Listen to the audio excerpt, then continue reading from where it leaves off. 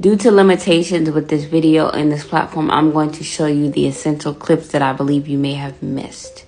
I saw locks, literally locks on the ground, okay? Never been a charter school person. I don't know who started the telephone rumor that charter schools were private schools or great schools. There are some red blaring light indicators of a school being problematic.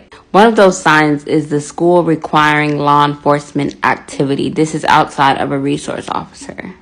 Another blaring red sign of a problematic school is the individuals who gather as you drop off and pick up, which is why it's so important to make contact with your child's school. Look at the individuals who are allowed to be present at your child's school.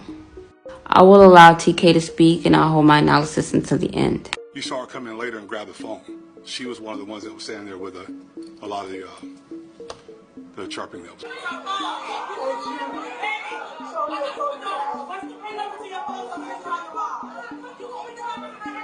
She's going to be arrested.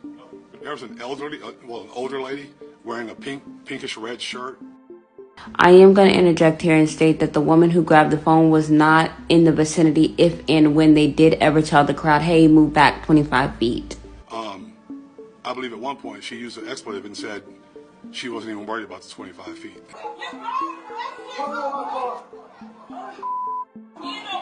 Today I announced that Anita Gibson has been arrested and another arrest is forthcoming under Florida's HALO law. Erica Mcgriff, a habitual traffic offender with revoked Florida driving privileges and a parent of an IDEA student, illegally parked her car in an intersection and left it running and unattended. She violently resisted Officer Holton and eventually punched him repeatedly and bit him with such force that she left a bite impression on his forearm. I implore all of you to go watch the raw footage. Hey, where you going? Get your license. Get your license. That's your car. I'm still trying to get out of the car. Don't text me. I did not do anything wrong. I did not do anything wrong. The passenger, the driver went to the school, the driver back to school, sir. You can get a ticket. I will please. Listen, you can get a ticket or you can keep playing the game. I'm going to give you one chance. Sir. Okay. I just came to pick up my child. That's all. Please don't grab me. Please don't grab me. Don't grab me. She left her car unattended, illegally parked in the roadway, and it was still running. And he followed the rules. He followed the laws. It's remarkable to me that you're willing to stand up and go toe-to-toe, which is, I can't understand that.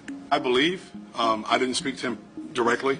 I believe he was trying to hold her to breathe. He was using it. If you look underneath, you can see that his hands weren't even knotted together where he was pulling. She could breathe. I can't breathe! Please! I'm gonna lose. Please talk to me.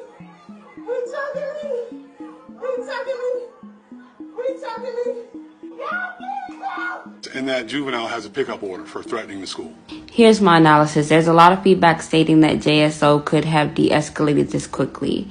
I've watched the entire footage, raw footage, multiple times. And if you notice at the beginning of the video, the mother took her shoes off.